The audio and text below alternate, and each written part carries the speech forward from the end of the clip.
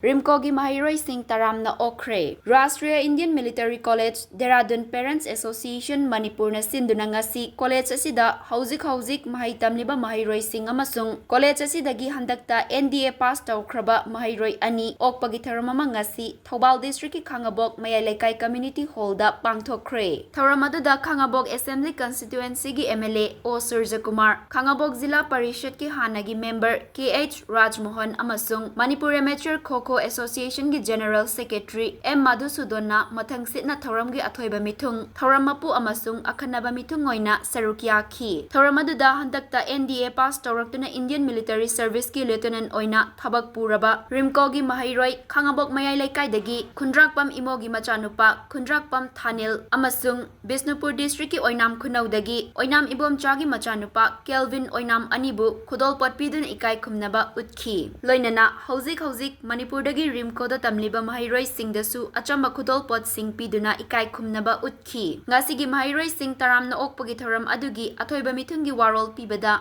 MLA O Surjakumar na hai Dehradun da leiba Rashtriya Indian Military College asi maming leiraba India gi college amani masidagi hauraklaga NDA pass tawrakpa asi aikhoigi yamna chawthokchaningai ni handaktasu college asida tamnabagi entrance test da kendra asigi lamding amasung Khangabok tagi nupa macha ani yauri haibasisu yamna chawthokchaningai ni madusu India gi nupa macha manga khak khanmadani matungdasu haurakliba angang kayana college asida tamduna National Defense Academy da yawba ngamnaba kanna hotnasi aduga felicitation program asidasu school singi Maheiroi kayana saruk yahanduna mai paklaba Maheiroi singa unahanduna makhoibusu pukning thogat hansi haiba wafam mahakna makhatana fongdokhi ngasigi thawramaduda hanagi RIMCO dagi pass tawraklaga Indian Military Service ta thabak changduna Colonel Major amadi Captain Oikhraba miyoi kaya amasung makhoigi parents singsu sarukya khi yamna chakuk chaningai oiwa ai kendra sigi mihut amoina constituency sigi mihut amoina yamna chakuk chaningai oiwa moment ni atopa Manipur gi mafam dagi lakpiraga future chawna general work atopa officers sing mayam yaw lagi sila akoi mayam announcing mayam thambina experience kawung moi the experience mayam yaw but aina ahan bada ngasi aina thamjaning muse yamna rarely